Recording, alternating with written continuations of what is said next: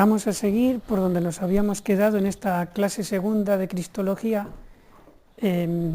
por la tesis 6. La causa eficiente. Padre, por favor, Sí. con si no, no oímos. ¿El este? Un poco así, gracias. Acá.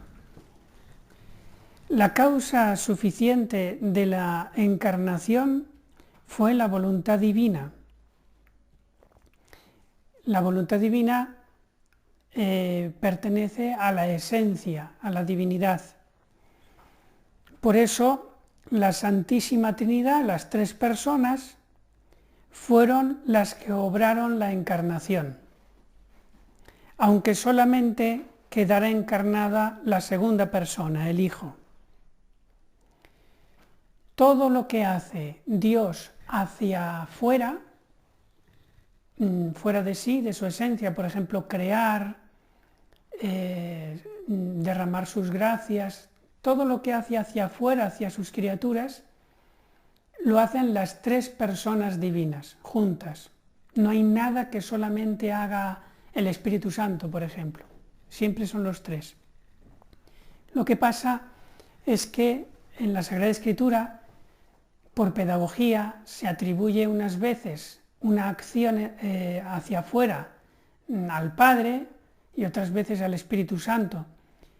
Por ejemplo, cuando la Virgen María recibió la anunciación del ángel, se dice que el Espíritu Santo te cubrirá con su sombra en el momento de la encarnación. ¿Pero acaso fue solamente el Espíritu Santo el que hizo la encarnación del Hijo de Dios? No, fueron las tres personas, el Padre, el Hijo y el Espíritu Santo. Lo mismo cuando decimos en el credo, creo en Dios Padre Todopoderoso, Creador del cielo y de la tierra. ¿Acaso solamente la primera persona de la Santísima Trinidad creó el mundo? No, fueron las tres personas divinas a la vez, las tres. Pues lo mismo aquí en la encarnación. Las tres lo hicieron, pero solamente una, que es la segunda persona de la Santísima Trinidad, quedó encarnada, quedó asumiendo la naturaleza humana de Cristo. Esto es dogma de fe. Sigo diciendo algunas cositas ya, pero que esto ya no es de fe, lo que voy a decir a partir de ahora. Dice Santo Tomás de Aquino que pudieron encarnarse las otras personas. O sea, pudo encarnarse el Padre en una naturaleza humana, el Hijo en otra naturaleza humana y el Espíritu Santo en otra naturaleza humana. No fue así, pero podría haber sido. O también, dice Santo Tomás, se podría haber encarnado las tres personas divinas en una sola naturaleza humana, también. De todas maneras, son posibilidades que no se han dado ni se darán.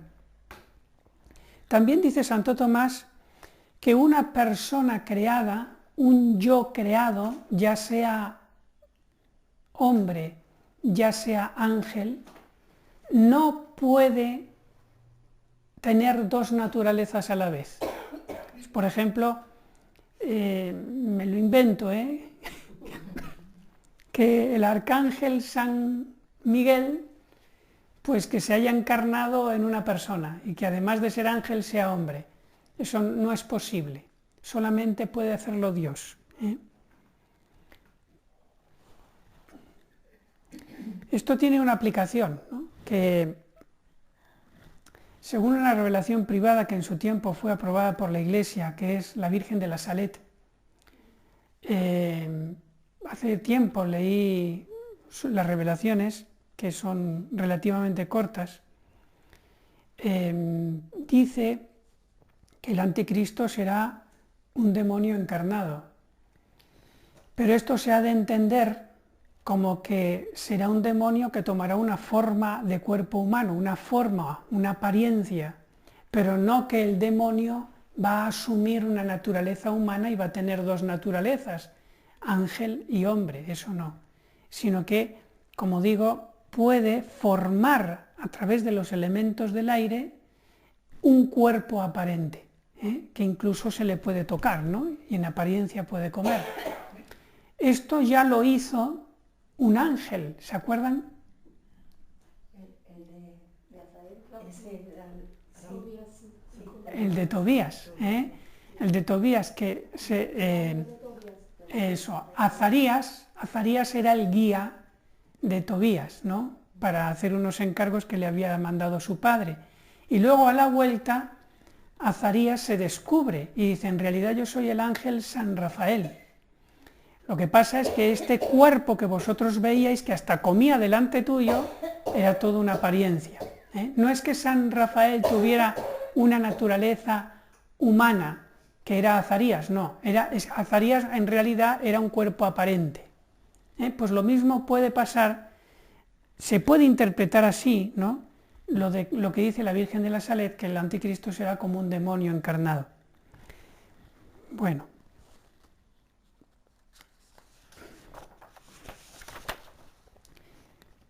Seguimos con la tesis séptima. El Hijo de Dios asumió un cuerpo de carne y alma racional unidos entre sí. Vamos avanzando poquito a poquito. Es decir, no solo asumió un cuerpo, no solo asumió un alma, tampoco, fíjense, tampoco asumió un cuerpo y un alma que los pegó así como se pega esto con esto, ¿no? Accidentalmente, no, sino que asumió un cuerpo y un alma unidos sustancialmente, haciendo una sola cosa, ese cuerpo y ese alma, como somos nosotros. Nuestra alma y nuestro cuerpo no están pegados. No es que nuestro cuerpo sea como una especie de recipiente y viene el fantasma del alma y se queda ahí dentro, morando en ese recipiente. No, no es eso. No es eso. Nuestra alma es la responsable, la causa de que nuestro cuerpo esté vivo y que se desarrolle como se desarrolla. Y por eso, cuando en la primera célula que ocurre en la fecundación en el vientre de una mujer, ese embrión con una sola célula al principio, ya tiene alma. ¿Por qué? Porque ya sus cromosomas, su ADN se está organizando para que se desarrolle un individuo racional, que somos nosotros. Y eso lo hace el alma. El alma no solamente está en el mismo sitio que el cuerpo, sino que es la vida del cuerpo, es la organización del cuerpo. De tal manera que si mi estómago está haciendo su trabajo cuando como, es porque el alma está ahí organizando ese trabajo, dándole vida. Y si no fuera porque el alma está ahí, el estómago no funcionaría y el cuerpo sería cadáver. Y por eso el cadáver, cuando se va el alma, se descompone, porque ya no hay nada que le dé principio de vida. Bueno, pues bien, ese alma y ese cuerpo que nosotros tenemos sustancialmente unidos formando una sola cosa, no dos cosas pegadas, no, una sola cosa, pues eso es lo que asumió el Hijo de Dios en la encarnación. Y dice un cuerpo de carne, porque ha habido herejes para todo.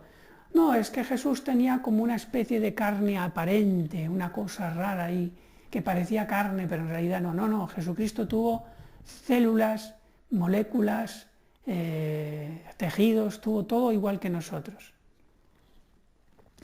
Entonces, esto es de fe por el Concilio de Viena. Y además el Concilio de Florencia, además de que dice esto, añade otra cosa. Y es que dice que el cuerpo de Jesús viene del cuerpo de María Virgen y remotamente del cuerpo de Adán.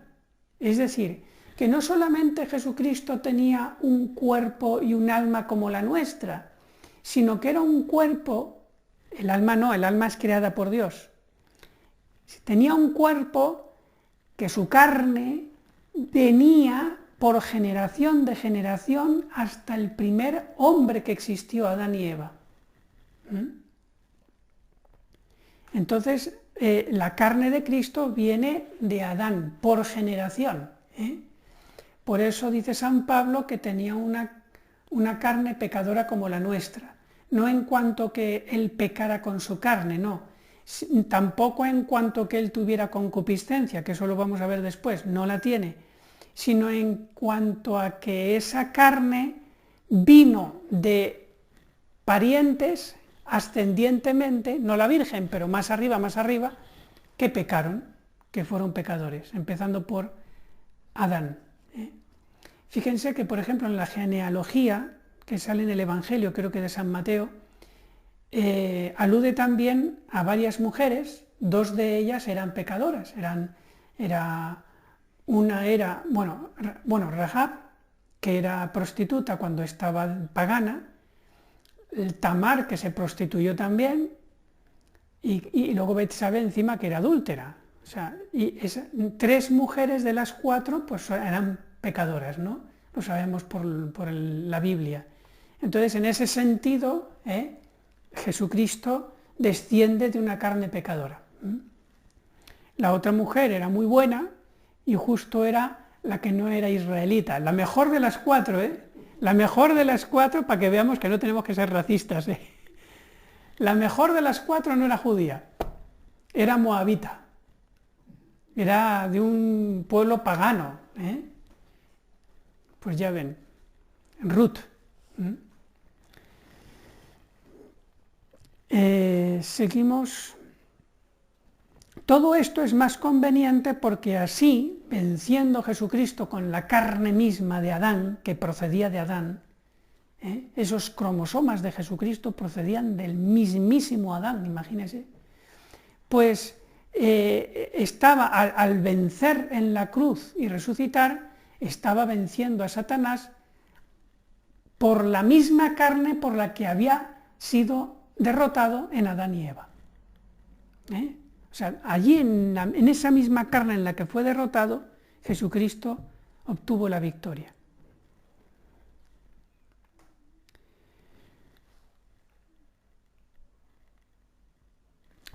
Ahora viene una serie de curiosidades interesantes.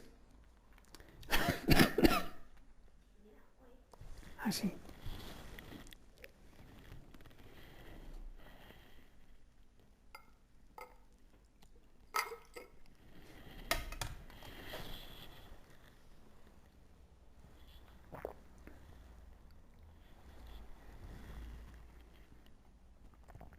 El Verbo asumió todas las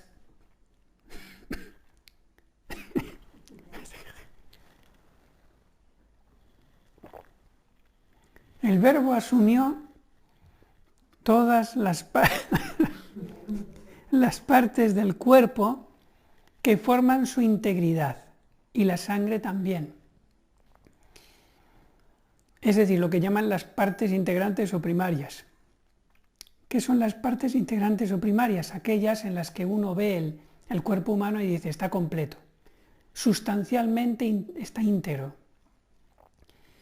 Pero luego hay partes secundarias que son aquellas partes que si faltan no se considera que el cuerpo humano no esté íntegro, que es por ejemplo el pelo, el sudor, las lágrimas.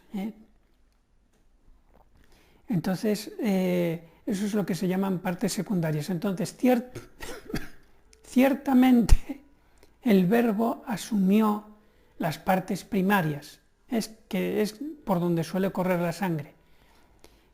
Y se duda, no se dice que no, pero se duda de que asumiera las partes secundarias. Por ejemplo, si a Jesucristo, me lo invento, si a Jesucristo uno va y le corta cuando está durmiendo, le corta un trocito de cabello y se lo lleva, pues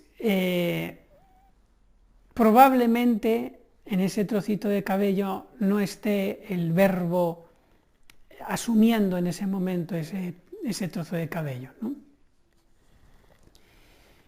Sin embargo, aunque derrame su sangre Jesucristo, se dice que sí, que en la sangre, aunque sea derramada, ahí permaneció el Verbo también asumiendo esa sangre, porque a la sangre de Cristo se le atribuye de una manera especial la redención del mundo, y por lo tanto tiene que tener un valor infinito.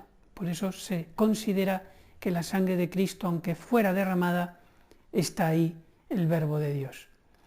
Hay una profecía muy interesante de Ana Catalina Emmerich, que es beata ya, que fue trasladada al cine en la película de Mel Gibson de La Pasión del Señor.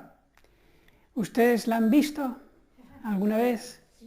Bueno, pues se acordarán ustedes que después de la flagelación, ya cuando se llevan a Jesucristo a rastras, viene la Virgen con unas toallitas y empiezan a recoger la sangre que está ahí. Eso está revelado a la beata Ana Catalina Emmerich. Eso está en las obras de ella. O sea que Mel Gibson cogió algunas cosas de revelaciones privadas. Y eso da a entender, como digo, de que en esa sangre derramada por el suelo, ahí estaba el Verbo y por lo tanto tenía un valor infinito y había que recogerlo.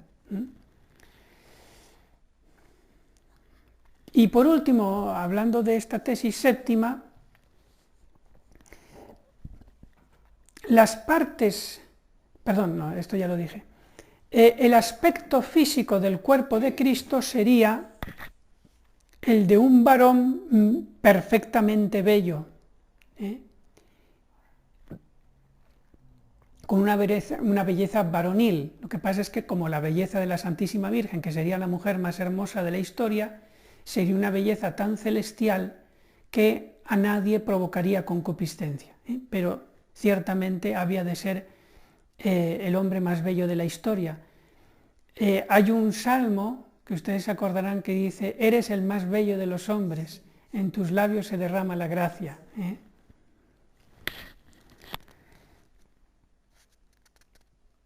Tesis octava.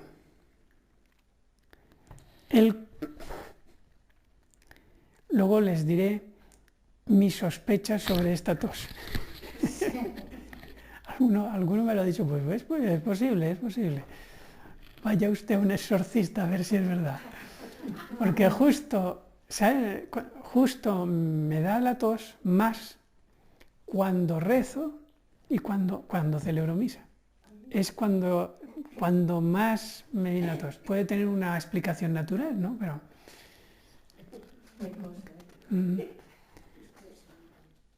Y ahora, como estoy hablando de Dios, pues entonces también me ataca. El cuerpo y el alma de Jesucristo no existieron antes que fuesen asumidos por el Verbo. Esta es la tesis octava. El cuerpo y la sangre de Jesucristo no existieron antes que fueran asumidos por el Verbo. Y esto es doctrina católica. ¿Qué quiere decir esto? Que cuando el alma fue creada en el óvulo de la Virgen María, porque ahí propiamente no hubo fecundación, porque solamente se aportó el óvulo, ¿no?, de la Virgen. Entonces, cuando el alma se creó ahí y ya fue un ser distinto de su madre, fue en ese mismo momento en que el Verbo lo hizo suyo, en ese mismo momento. Lo contrario sería esto: la Virgen aporta su óvulo sacrosanto, Dios crea el alma y la pone en ese óvulo, pero todavía no aparece el Verbo, no lo asume, y eso va creciendo, va creciendo, va creciendo, y a lo mejor a los 2-3 meses, cuando ya tiene naricita y tiene ojitos, ahí dice el Verbo: bueno, ahora sí, ahora ya me gusta más, ¡pum!, y lo asume. No pudo ser así, sino que fue todo a la vez. Crear el alma y asumirlo el Verbo fue todo inmediato. Y ahora les pregunto, hay una razón muy fuerte para pensar esto. ¿Por qué no podía ser que el cuerpo y el alma de Jesucristo existieran antes de que lo asumiera el Verbo. ¿Por qué? Hay una razón muy fuerte. Yo les voy a dar pistas, pero yo quiero que lo digan, aunque tardemos un poquito. Bueno, vamos a dar la primera pista. Según lo que hemos dicho antes, ¿qué pasaría si Dios crea el alma de Jesús en el cuerpecito, en ese óvulo de la Virgen María, y todavía no está el Verbo? ¿Qué pasaría? Que no sería Dios, que no sería Dios entonces, solamente era el hombre. Bueno, es verdad, no sería Dios hasta que no venga el Verbo, pero después a los 3 meses sería Dios. Entonces, ¿qué? Es que no me lo han dicho, no me lo han dicho. A ver si me lo dice alguien, a ver. ¿Qué pasa? Se lo voy a decir otra vez más, todavía más caliente. A ver. ¿Qué pasa cuando un alma es creada y puesta en esa primera célula que se acaba de formar en el vientre de una mujer? ¿Qué pasa ahí? ¿Qué aparece de repente? La vida. La vida, sí, pero en concreto en nosotros, lo voy a todavía más, en nosotros, ustedes imagínense ustedes mismos cuando estaban en el vientre de su madre y recién eran una sola célula y Dios ahí creó, ¿qué dijo? Persona. Ahí está, muy bien, premio, muy bien, hay que darle triple prostre a la hermana, muy bien, claro, que si no hubiera venido inmediatamente el Verbo, ¿qué hubiera pasado? Usted lo ha dicho antes. Si no hubiera venido el Verbo, entonces, ¿qué hubiera pasado si Dios crea el alma de Jesucristo y la une a ese óvulo y todavía no llega el Verbo? ¿Qué hubiera aparecido ahí? Ahí está, muy bien. Hubiera aparecido una persona humana. Y si aparece un yo humano, ya el Verbo, para asumir ese cuerpo, lo que tendría que hacer es ese yo humano guillotinarlo. Fuera.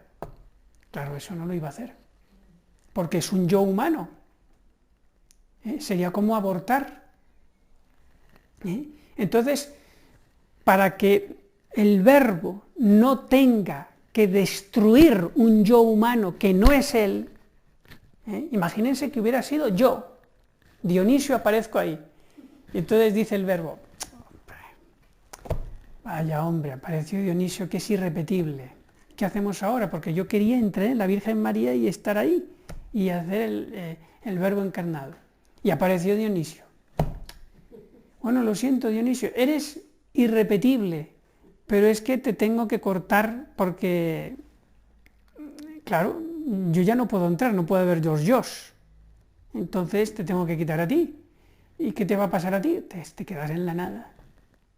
Así de efímera ha sido tu existencia y no vas a volver a existir más porque tu yo es irrepetible. Lo siento, Dionisio.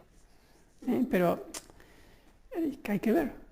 Pues para no hacer eso de segar un yo humano para meterse el Verbo inmediatamente, para no dar la oportunidad a que ocurra según las leyes ordinarias, que sería que apareciera un yo humano. ¿Lo han comprendido, verdad? Por eso el Verbo tuvo que entrar inmediatamente.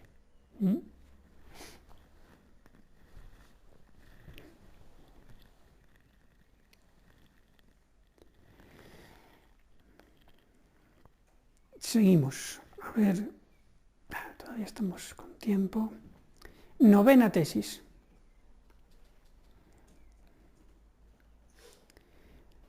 El Verbo no se separó de su cuerpo en la muerte. El Verbo no se separó de su cuerpo en la mente. Esto no es magisterio de la Iglesia, pero es considerado cierto en teología, ¿no?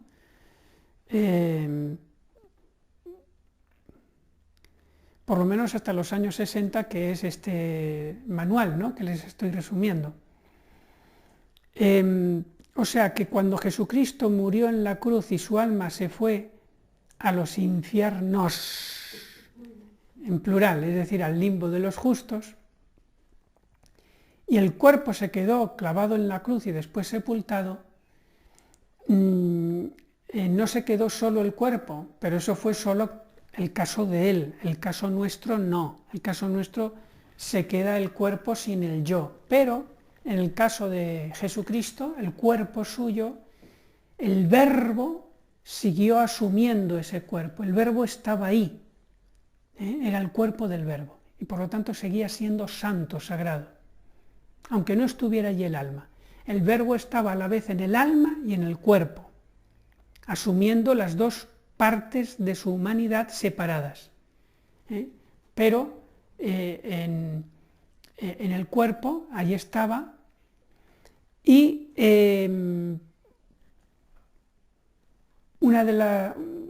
podría ser que precisamente por eso el cuerpo de Jesucristo, aunque pasaron cerca de 3 días, no se descompuso, porque lo normal es que un cuerpo se descomponga antes de 24 horas y empiece a oler mal, pero el cuerpo de Jesucristo no se descompuso. Padre, perdón sobre eso, ¿puede vigilar un poco? ¿Puede apagar un poco? Esto. Sí, no, apagarlo para no grabar. Ah, no, es este. Sí, para no grabar. Seguimos. Entonces decíamos que el Verbo no se separó de su cuerpo en la muerte. Los restos de sangre, bueno, el primero les voy a hacer una pregunta a ver si aciertan con lo que tengo aquí. ¿Ustedes creen que el Verbo de Dios está asumiendo, como ocurre en la Eucaristía, que está el Verbo de Dios asumiendo la humanidad en la Eucaristía? Pero ¿ustedes creen que ocurre lo mismo y que el Verbo está asumiendo actualmente los restos de sangre de Cristo que están en las reliquias de la Pasión, por ejemplo, en la Sábana Santa? Porque en la Sábana Santa hay restos de la sangre de Cristo. Entonces ahí está asumiendo el Verbo actualmente esos restos de sangre disecada que tienen 2000 años. Sí, es sangre de Cristo. Y entonces habría que hacerle genuflexión como ante el sagrario. Por eso, Padre, por eso, claro. O sea, a la Sábana Santa habría que darle adoración de la tría como Dios, porque si está ahí la sangre de Cristo, entonces la respuesta es no. O sea, en los restos disecados de 2000 años que hay, pequeñísimos, pero que los hay, en la Sábana Santa y aquí cerquita, en el sudario de Oviedo, ya no está, no se puede decir que esté ya Dios, no, sino que esos son restos disecados en donde es una reliquia súper importante, pero no se puede decir ese es Dios, señalar al sudario o a la Sábana Santa y decir ese es Dios, no, ya no se puede. En cambio, yo puedo ir al sagrario, señalar la Santa Eucaristía cuando está expuesta y decir, es Dios. Yo puedo decir, aquí está Dios. Claro, sí que lo puedo decir, está Dios. ¿Puedo decir, este es Dios? No. Pero yo puedo ir al sagrario y decir, ¿este es Dios? Sí. ¿Por qué? Porque el Verbo ahí lo está asumiendo, actualmente.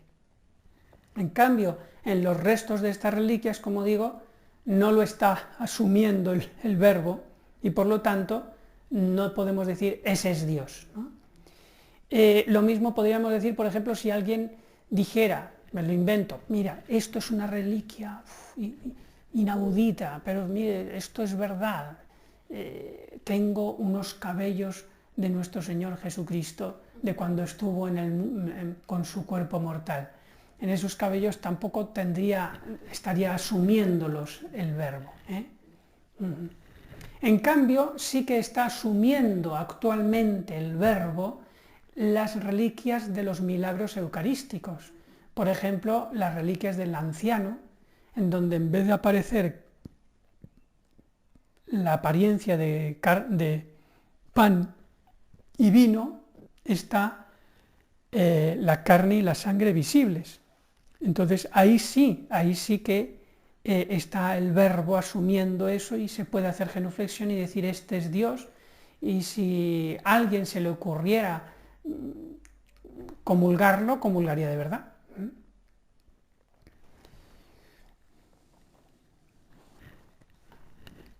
Bueno, esto está corriendo, ¿verdad? Sí. Tesis décima.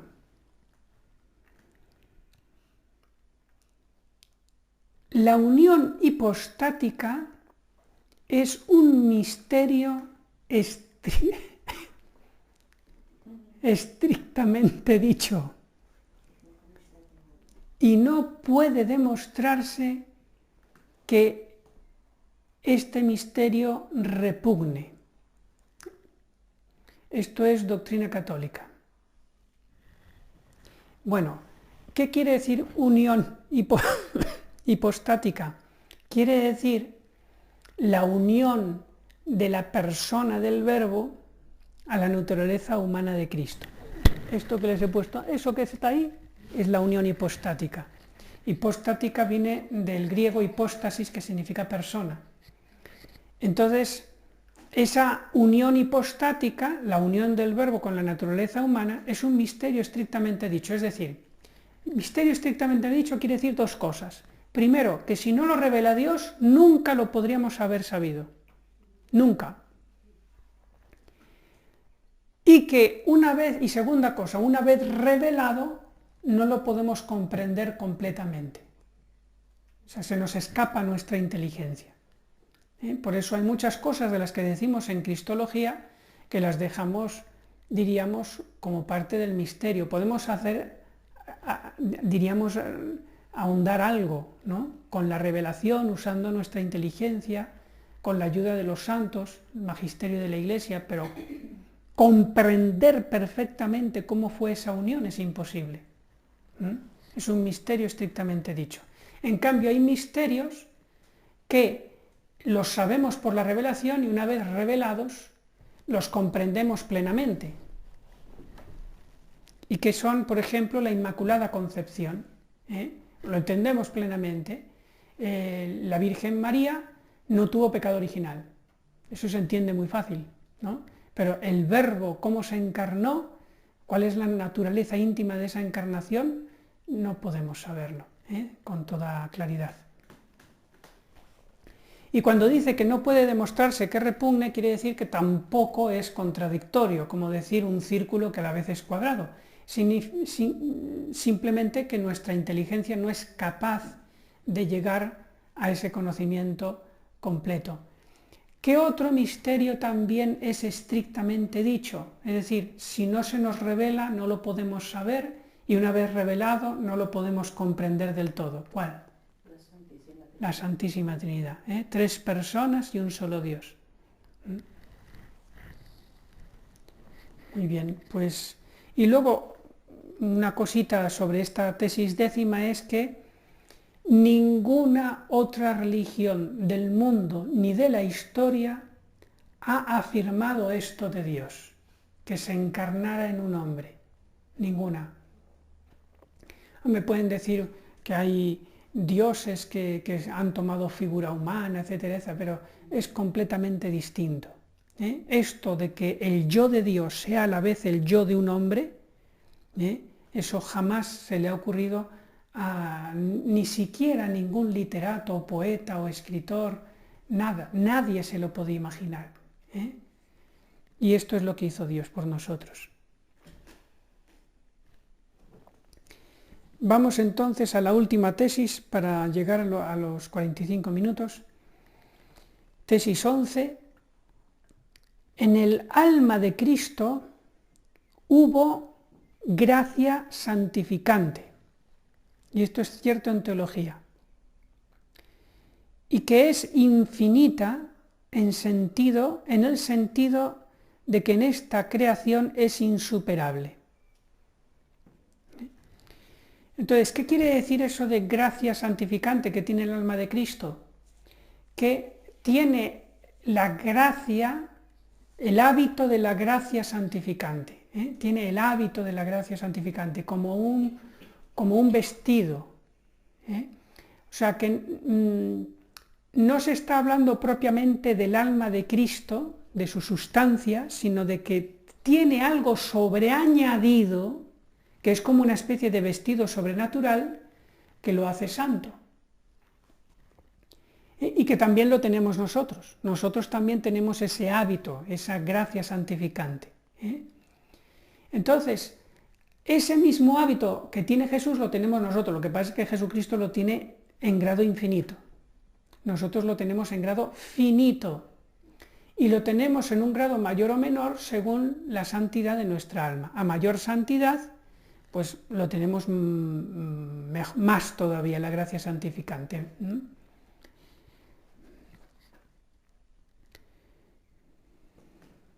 Entonces, dice Santo Tomás que la gracia que tenía Cristo supera a todas las criaturas juntas. O sea, por eso se dice infinita, porque tiene más que nadie, y si se reunieran todas las gracias santificantes, sumándolas una a otra de las criaturas, no llegarían a la que tiene Cristo. Y hay una dificultad, con esto vamos a terminar esta clase, que está en el Evangelio.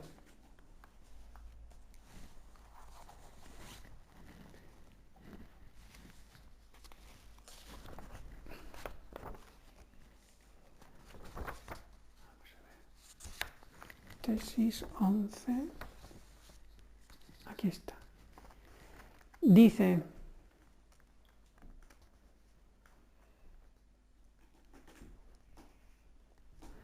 según Santo Tomás y el común de los escolásticos, Cristo desde el primer instante de su concepción tuvo toda la gracia que podía tener, que había de tener, en el decurso de su vida, y no podría aumentar. O sea, Jesucristo tenía tanta gracia desde el principio que de suyo no aumenta a lo largo de los años, porque ya desde el principio la tiene infinita, y una gracia infinita no puede crecer más porque ya es infinita. Si creciera, entonces antes no era infinita, ¿se entiende, no? Bueno, pues entonces ahora viene la dificultad. Dice el Espíritu Santo en San Lucas capítulo 3 versículo 2, y Jesús progresaba en sabiduría y edad y gracia ante Dios y los hombres. ¿Y cómo es eso entonces, Santo Tomás, de que dice usted que no puede crecer la gracia porque ya es infinita desde el principio? Y dice San Lucas que crecía. Miren, y Jesús progresaba en sabiduría. Esto se puede entender en su sabiduría adquirida humana, podía progresar. Eso también lo veremos después, mañana. En edad, por supuesto, iba creciendo su cuerpo. Y en gracia ante los hombres también se puede entender porque los hombres verían cada vez más la santidad de Dios, de Jesucristo, también es fácil de explicar. Pero ante Dios, que crecía la gracia de Cristo ante Dios, ¿en qué sentido? Entonces resuelve Santo Tomás de Aquino, su gran patrono, dice, no progresaba, bueno, esto es un resumen que me pongo yo, pero es la idea, no progresaba la sabiduría y la gracia en cuanto a hábitos, sino en cuanto al efecto y los actos de sabiduría y de mérito. Es decir, no progresaba, no crecía en cuanto a que él tenía cada vez más gracia, más santidad, no, en cuanto que delante de Dios él iba haciendo actos con su gracia infinita, actos concretos, que crecía, diríamos, esa gracia en extensión en cuanto al efecto, en cuanto que, le voy a poner un ejemplo, yo tengo mi brazo, con mi músculo que tengo aquí, los músculos. Entonces, yo puedo levantar una pesa, o esto, lo puedo levantar 50 veces, ¿no? Pero el músculo sigue siendo el mismo. Tengo un músculo infinito, una gracia infinita, pero crece delante de Dios en cuanto que actúo con ese músculo infinito 50 veces, y al día siguiente 50 veces más. Entonces crece en extensión en cuanto al efecto. Y ese efecto, atención, es un verdadero crecimiento porque cuando Jesús actúa libremente, sus actos tienen mérito. Y esos méritos, en ese sentido, crecen en extensión. Son meritorios, cada acto que Él hace con su gracia infinita es meritorio. Entonces, en ese sentido, en cuanto a la extensión, en cuanto al efecto de la gracia infinita que tiene, crece. ¿Por qué? Porque un día hace 50, otro día 100 y otro día 150. ¿Ve cómo va creciendo? Pero va creciendo en cuanto al trabajo, no en cuanto al poder que tiene en el brazo, sino en cuanto al trabajo que hace. Ese es el sentido que dice Santo Tomás. Muy bien.